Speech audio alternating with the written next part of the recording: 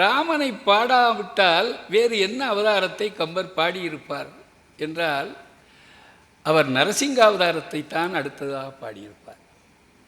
ஏன்? ராமாயணத்திலேயே நரசிங்க அவதாரத்தையும் பாடுறார். ராமாயணத்திலேயே அந்த குரலனாக வந்தாரே வாமனாவதாரத்தையும் பாடுறார். அப்போ வாமனாவதாரத்தை பாடுறார், நரசிங்காவதாரத்தை பாடுறார்.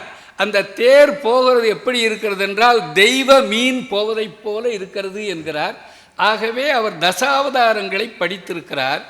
அப்படி படித்தவர் ஏன் கண்ணனை பற்றிய பாரதத்தை பாடவில்லை? கம்பராமாயணத்தையும் மகாபாரதத்தையும் எடுத்துக்கிட்டால் பாரதத்தில் தான் நிகழ்ச்சிகள் அதிகம். பாரதத்தில் பல்வேறு சுவைகளை கொண்ட நிகழ்ச்சிகள். ஏன் பாடலை? கம்பர் நினைக்கிறார், 5 பேருக்கு ஒருத்தி மனைவி என்ற ஒரு தத்துவத்திற்கு 1000 விளக்கம் சொன்னாலும், காந்தியடிகள் சொல்றார், அந்த 5 என்பது 5 தத்துவம், மெய் வாய் கண் மூக்கு பொறி என்ற 5 பொறிகளை குறிக்கும். திரௌபதி என்பது மனத்தை குறிக்கும், அறிவை குறிக்கும்.